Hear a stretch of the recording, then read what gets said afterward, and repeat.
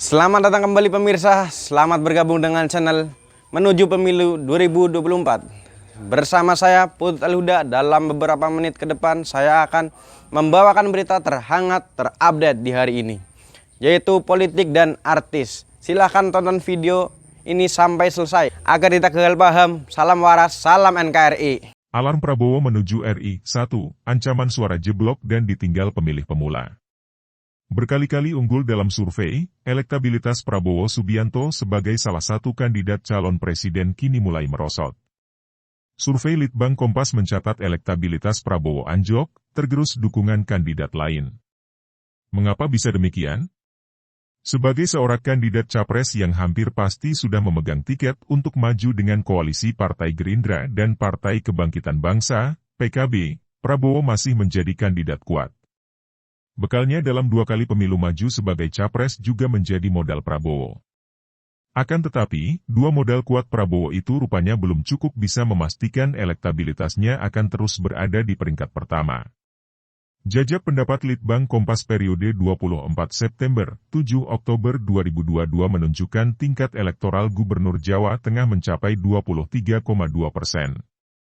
Sementara itu, elektabilitas Prabowo saat ini berada di posisi kedua dengan raihan 17,6%. Sedangkan elektabilitas Anies Baswedan berada di urutan ketiga, yaitu sebesar 16,5%. Sebenarnya kenaikan elektabilitas Ganjar tidak signifikan dibandingkan survei yang sama Juni lalu, tingkat elektoralnya hanya mengalami peningkatan 1,2%. Kala itu, tingkat elektabilitas Ganjar sebesar 22%. Namun, elektabilitas Prabowo justru merosot tajam dibanding survei Juni 2022. Saat itu, tingkat elektoral mantan Danjen Kopassus tersebut ada di angka 25,3%. Jika dikalkulasikan elektabilitas Prabowo turun drastis di angka 7,7%. Kehilangan suara di Jabar dan pemilih pemula Litbang Kompas mencatat faktor merosotnya elektabilitas Prabowo karena 2 faktor signifikan. Dalam survei terlihat, Prabowo mengalami penyusutan dukungan di kalangan pemilih pemula dan juga di kalangan warga Jawa Barat. Diketahui, dalam 2 kali Pilpres, Jawa Barat adalah salah satu basis dukungan Prabowo saat melawan Jokowi. Pada bulan Oktober 2022 ini, Ketua Umum Partai Gerindra itu hanya dipilih 14% pemilih pemula. Prabowo yang sempat memuncaki dukungan dari kalangan pemilih mula ini mulai memudar pada survei berikutnya, ujar peneliti Litbang Kompas Bestian Nainggolan dikutip dari kompas.id, Jumat, 28 Oktober 2022. Jika dibandingkan pada survei pada Oktober 2021, Prabowo meraih elektabilitas sebesar 29,2% di kalangan pemilih pemula. Angka itu turun pada Juni 2022 menjadi 16,7% dan kini anjlok di angka 14% saja. Gejala penurunan sudah terjadi pada 2 survei berturut yang sekaligus menunjukkan semakin kurang populernya tokoh tersebut pada kalangan ini, kata Bestian. Selanjutnya, Prabowo juga kehilangan suara jika dilihat per wilayah. Suara Prabowo di Jawa Barat tergerus oleh Gubernur Jabar Ridwan Kamil. Di gugus Maluku Papua, terutama Papua Barat, tingkat keterpilihan Menteri Pertahanan itu diimbangi oleh Gubernur Jawa Tengah Ganjar Pranowo. Sementara basis massa Prabowo lainnya yakni di Sumatera Barat, suara Prabowo juga mulai diimbangi oleh mantan Gubernur DKI Jakarta Anies Baswedan. Namun demikian, menurut hasil jajak pendapat Litbang Kompas soal keterpilihan figur calon presiden, Capres, yang dirilis Rabu, 26 Oktober 2022, Prabowo masih unggul di sejumlah wilayah seperti Banten. Di luar Pulau Jawa, pemilih Prabowo banyak tersebar di Sumatera Barat, Kalimantan Utara, Kalimantan Selatan, dan Sulawesi Selatan. Mengapa bisa anjlok? Ada beragam analisis soal merosotnya dukungan terhadap Prabowo ini. Salah satunya diungkap Direktur Lembaga Kajian Politik Nasakom Pratama Ari Junaedi. Dia menganggap publik sudah mulai jenuh dengan Prabowo yang dianggap sebagai wajah lama, terutama bagi mereka yang merupakan pemilih baru.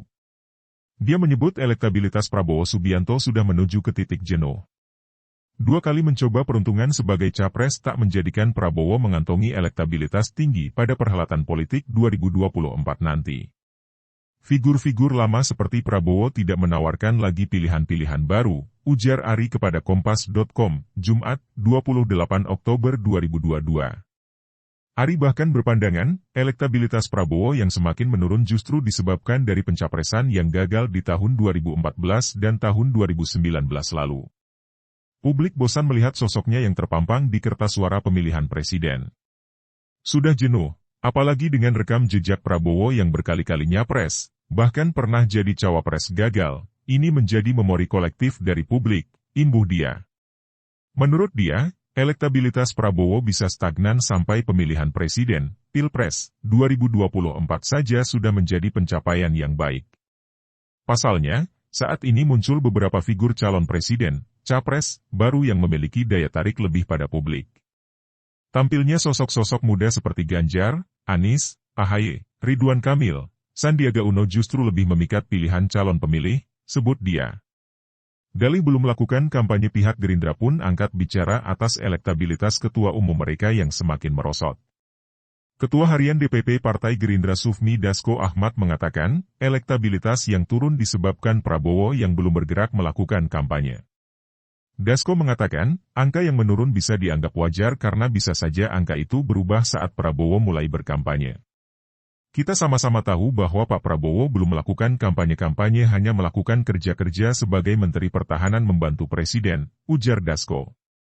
Dasko juga menganggap hal yang wajar tokoh selain Prabowo mengalami kenaikan angka elektabilitas. Namun dia yakin, saat Prabowo fokus memulai kampanye, elektabilitas yang saat ini dipaparkan berbagai survei bisa terkejar. Pemilu masih ada waktu, kita akan lihat pada akhirnya siapa elektabilitas yang paling tinggi, imbuh dia.